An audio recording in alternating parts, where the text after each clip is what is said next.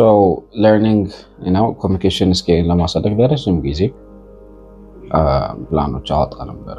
ከሃይ ስኩል ጀምሮ ላይክ ፐብሊክ ስፒኪንግ ምናምን ይመቸኛል ነው።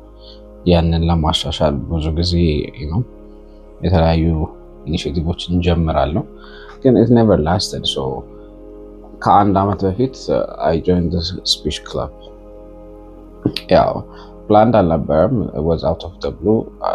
ሃይ ስኩል ላይ ያለው ሶሻል ሚዲያ ላይ አውቀው ነበር and then ዓመትን ሶ በፊት join አደረኩኝና so one of the first few comments that I got speechoችን deliver ሳደርግ you get feedbacks the speech club ላይ ነው ያገኘሁት ፊድባክ ምን ነበረ? ብዙ ነገሮቹ አሪፍ ነው። the way I organize, I was natural stage ላይ my confidence, my content ምናምን ገራሚ ነው።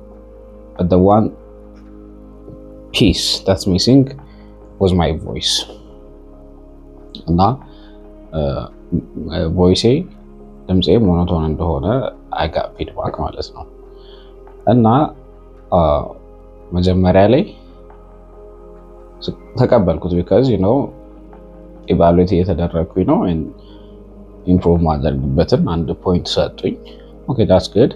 as a speaker I should have a good vocal characteristics. so የወሰድኩኝ ግን በኋላ ላይ it kind of bothered me because የመጀመሪያ ጊዜ አይደለም ስለ ድምጽ ያንን ስሰማ everyday life ላይ በቃ ቀስ ብለህ ነው የምታወራው፣ ድምጽ አይሰማም ምናምን እባላለሁ here and there. of course I have በስርዓት ማወራባቸው ቀናቶች አሉ፣ ግን almost in equal parts ድምጽ ላይ ችግር አለው።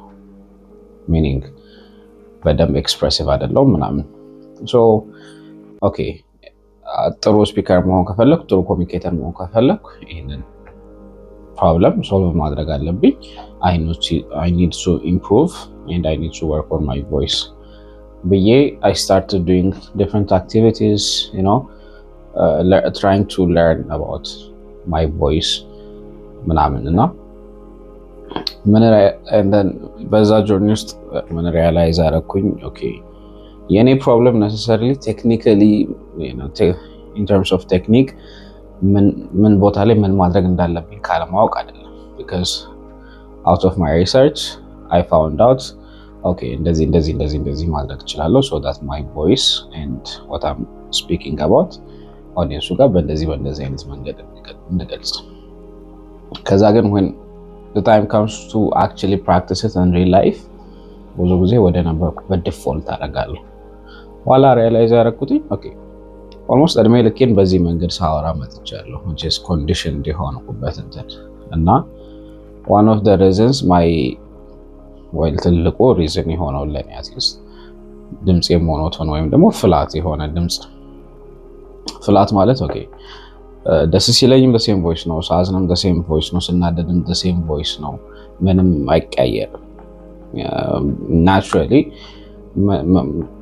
ሐዘኔን የምገልጽበት፣ ደስታዬን የምገልጽበት፣ ንዴቴን የምገልጽበት፣ ብስጭቴን የምገልጽበት፣ excitement whatever surprise የምገልጽበት my vocal characteristics should variation ሊኖር ይገባል። and የኔ ደግሞ የለም። ደስም ካለኝ ካዘንኩም ከተናደድኩም ሰርፕራይዝ ከሆንኩኝ this is one tone እና ለምንድን ነው ብዬ ደግሞ dig deep ባረኩኝ ቁጥር ያገኘሁት ነገር okay ለካ ስለ ድምጽ ብቻ አይደለም፣ ከድምጹ ጀርባ ብዙ ኢሞሽኖች አሉ። in the way I grew up እኔ ደግሞ I used to suppress my emotions.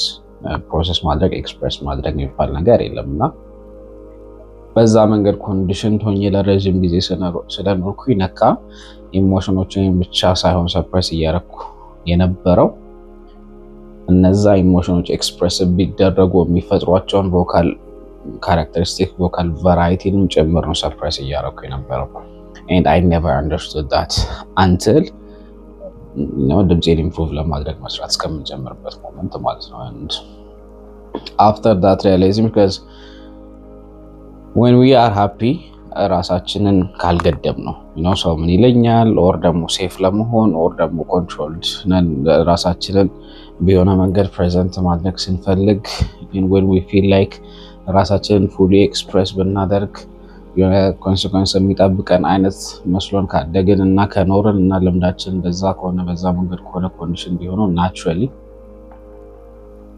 ኤክስፕረስ ስናደርግ ራሳችንን we're too self conscious አንዳንድ ነገሮችን like እንደመጣልን አንዳንድ እንኳን ስሜቱ እንኳን መጥቶ ኤክስፕረስ እናደርገው ግን we tone it down that's ለረጅም ጊዜ ኮንዲሽን የሆንኩበት ነገር I think most people would agree with that experience እና ኢሞሽናችን ሪስትሪክት ፕሮሂቢት ባደረግን ቁጥር እዛው ይቀራሉና ፍላት የሆነ ቶን ይኖረናል ማለት ነው። so whenever if ራሴን ስሜቴን በስርዓት ኤክስፕረስ ማድረግ የምችል ከሆነ naturally my vocal characteristics will also mimic that የኢሞሽኑን pattern so መስራት ያለብኝ ነካ ድምጽ ብቻ ሳይሆን the root cause which is my emotional life እና ያ okay now voice-ን አስተካክላለሁ የጀመርኩት journey turned into ኢሞሽኔን እንዴት ነው ፕሮሰስ ማድረገው and then እንዴት ነው ናቹራል በሆነ መንገድ ኤክስፕረስ ማድረግ የምችለው እና as many things ኢንፎርሜሽኑን ስናገኝ በቂ ይመስልናል at least I used to think that way so okay now figure out አድርጌያለሁ ምናምን ብዬ ነበረ ነካ it's a daily practice ልክ ባልሆነ መንገድ ለረጅም ጊዜ ኮንዲሽን ሆኛለሁ so ያንን ኮንዲሽኒንግ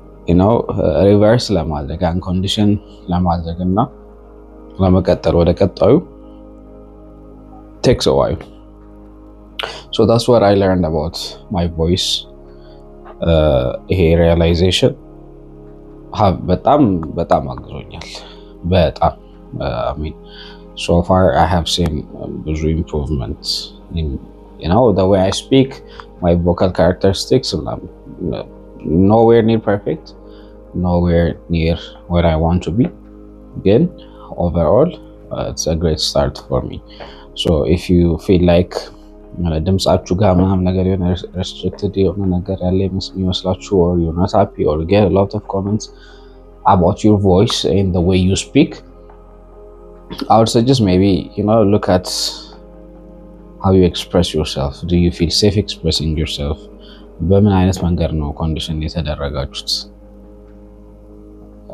I think the more expressive we are of ourselves our vocal characteristics will also adapt and that's how my journey of improving my voice turned into me healing my emotional wounds and learning to process and express them properly. I don't know how much of a help this video is, but that's it.